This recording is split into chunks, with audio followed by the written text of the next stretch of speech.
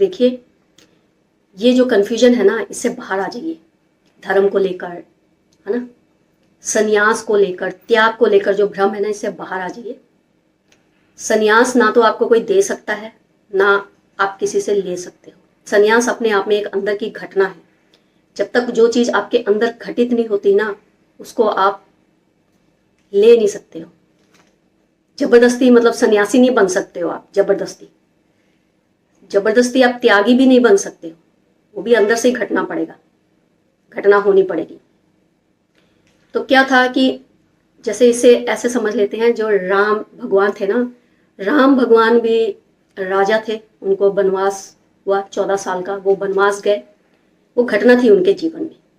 जब राम भगवान जैसे मतलब उनके जीवन में ऐसी घटनाएं हो सकती है, तो हम आम मतलब उन पर भी वो शनि का ही कोई प्रभाव पड़ा होगा, जो उनको वो उनके जीवन में वो घटना घटित हुई। राहु केतु का ही कोई प्रभाव पड़ा होगा उस टाइम पर उन पर, जो वो घटना हुई।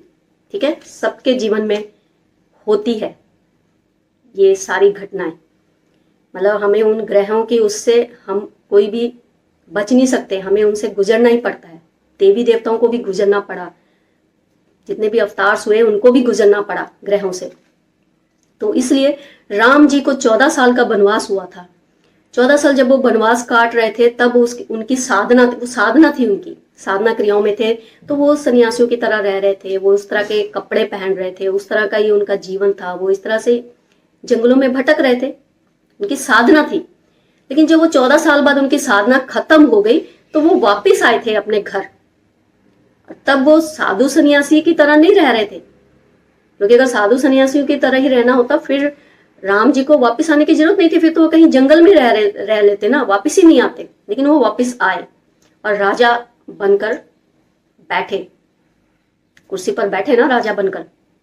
इसी तरह ही समझिएगा, इन्हीं के, अगर आप लोग इतने ही मतलब धर्म से वो हो, तो इन्हीं से समझ लीजिए। फिर इतनी छोटी छोटी चीजें तो समझनी थी, जिसमें इतना धर्मों में उलझ गए सब, कितना सब गुरुओं ने मतलब भड़का दिया। तभी तो इतनी सारी गड़बड़ हो गई ना, कि बिग बॉस को खुद आना पड़ा, महादेव महाकाली को खुद आना पड़ा, अपने विष्णु जी को खुद आना पड़ा सब चीजें वो सेटल करने के लिए।